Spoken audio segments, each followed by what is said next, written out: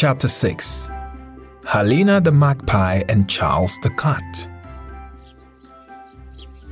"Didn't I tell you not to get out of the backpack?" said Swayingy resentfully. "What will happen to us now?" "I'm sorry. That's my fault," Mimi admitted sadly. "Betty, John and Kevin were so good to us. I will miss them." Hoppy started crying. "And Julia was so good. She knew we were cold when we slept on the floor," Mimi said. Hoppy began to cry even more. Mimi lent her pink teddy bear to hug. "Don't cry, Hoppy. We will come with something," she said. Ferdinand scratched his head with one of his 8 legs. "You know what? I know a nice magpie, HALINA," he said. "She flies far and has many friends. She will definitely help you." "Where is she now?" asked Mimi. "She flew to a meeting. She should be back soon.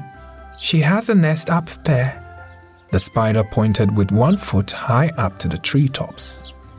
When the little people saw HALINA in the sky, they began to jump and wave with grass straws as if they were large flags. The magpie approached at a safe distance and looked interestedly at the colorful characters. Mimi was nervous. "The kids didn't take us with them. It's cold. We want back to Betty, John and Kevin." The magpie understood nothing. She just shook her head, so Ferdinand explained everything calmly. HALINA said she would ask a friend, Charles the Cat, for help and flew away. The little friends had to wait again. However, they knew that other animals wanted to help them and that they were not alone when they needed help. After a long time, a gray-haired cat Charles arrived. He lay down comfortably on the grass. He moved his tail slowly and looked at the little people with great interest.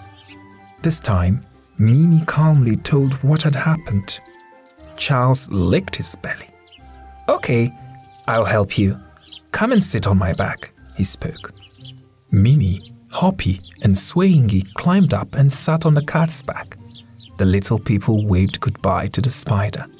"Thank you very much, Ferdinand," Mimi explained. "You are a super spider." Ferdinand also waved happily at them with his 3 legs. "Hang on tight now, I'm getting up," Charles meowed to the clay figures. He stood up cautiously, then walked stately towards the kindergarten. On the way back, they met a squirrel looking for peanuts. She had forgotten where she had hidden them, and she was nervously digging the holes one by one. They also saw a stream running over the rocks with a loud hum, and a huge anthill with hundreds, maybe even thousands of ants on it. They even spotted a forest mouse. Fortunately, Charles did not notice it. The kindergarten was closed when they arrived. The small people hugged Charles tightly and thanked him for the help. They would have to spend the night outside, but they were happy to be back. They found a toy box in which they decided to wait until the next morning.